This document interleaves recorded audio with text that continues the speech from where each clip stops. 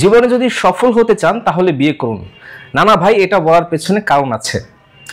লিটন দাসী কি দুর্দান্ত একটা সেঞ্চুরি করলেন বিপিএলে, এবং এর কৃতিত্ব তিনি দিচ্ছেন তার স্ত্রী আমাদের সঞ্চিতা বৌদিকে।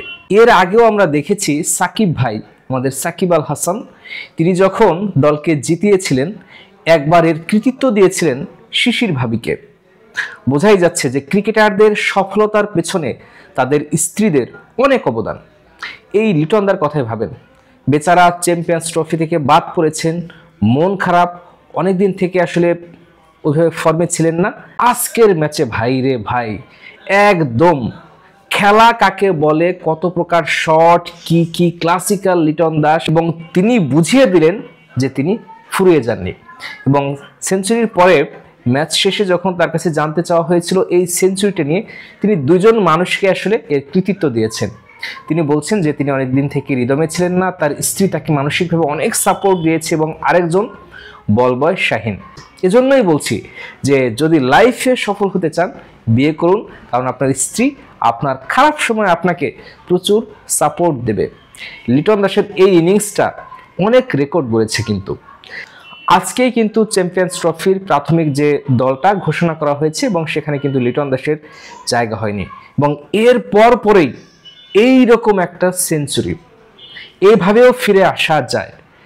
সবচেয়ে দুর্ভাগ্যজনক হচ্ছে লিটন দাসের মেধা নিয়ে কখনোই আসলে সন্দেহ ছিল না, কিন্তু লিটন দাসের যে সমস্যাটা সেটা হচ্ছে তার ধারাবাহিকতার অভাব। আমাদের আশরাফুলের কথা আপনাদের নিশ্চয়ই মনে আছে। আশরাফুল ভাই আমাদের বাংলাদেশের প্রথম ক্রিকেটের সুপারস্টার বলতে যেটা বোঝায় তাই ছিলেন। তার হাত ধরে সেই অস্ট্রেলিয়ার বিপক্ষে যায় কত জয় এসেছে, কিন্তু তার সমস্যা ছিল তিনি ধারাবাহিক না।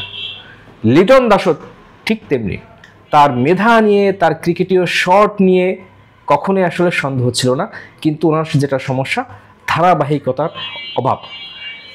এখন যে ইনিংসটা তিনি খেলেছেন, আপনি যদি দেখেন সেঞ্চুরির পর তার একটা ক্যাচ মিস করেছেন এক ফিল্ডার, এটা ছাড়া তিনি একদম মাঠের চারপাশে যেভাবে শট খেলেছেন, নিঃসন্দেহে এটা অবশ্যই প্রশংসার যোগ্যতা রাখে। এবং তার এই সেঞ্চুরির পর কিন্তু তার স্ত্রী তাকে নিয়ে বেশ উচ্ছ্বসিত। তিনি একটি স্ট্যাটাস দিয়েছেন, সেখানে তিনি বলছেন যে আমি জানি যে তুমি এই ইনিংসটার জন্য কত পরিশ্রম করেছো, এবং পাশাপাশি তিনি আশা করছেন যে আরও এরকম ইনিংস আরও আসবে, এটাই প্রত্যাশা করছেন। তো লিটন দাসের এই ইনিংসটা আসলে খুবই দরকার ছিল, কারণ চ্যাম্পিয়ন্স ট্রফিতে ফেব্রুয়ারির 13 তারিখ পর্যন্ত নাম ঢুকানো যাবে, নাম পরিবর্তন করা যাবে। এর মধ্যে যদি লিটন দাস এরকমভাবে ভালো খেলতে পারেন, বাংলাদেশের স্কোয়াডে কিন্তু তিনি ঢুকেও যেতে পারেন। তার সম্ভাবনা কিন্তু এখন পর্যন্ত শেষ হয়ে যায়নি। বিপিএলে আরও অনেকগুলো ম্যাচ আছে, এবং পরবর্তী ম্যাচগুলো আসলে লিটন দাস কিভাবে ব্যাট করে এই দিকে কিন্তু সবার নজর থাকবে। তবে তিনি ভাই আজকে যে 6গুলো মারছে ভাই, মানে একদম হৃদয় ছুঁয়ে গেছে।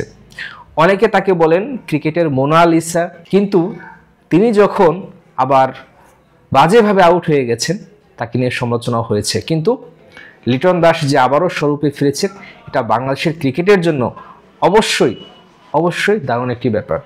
এবং তিনি যদি চ্যাম্পিয়ন্স ট্রফিতে শেষ পর্যন্ত ঢুকেই যান, এবং বিপিএলের আজকে যেরকম ইনিংসটা খেলেছেন, সেঞ্চুরি করেছেন, এইরকম যদি ইনিংসটা খেলেন চ্যাম্পিয়ন্স ট্রফিতে, দল উপকৃত হবে, এবং অবশ্যই লিটন দাসও অন্য একটা উচ্চতায় পৌঁছে যাবে।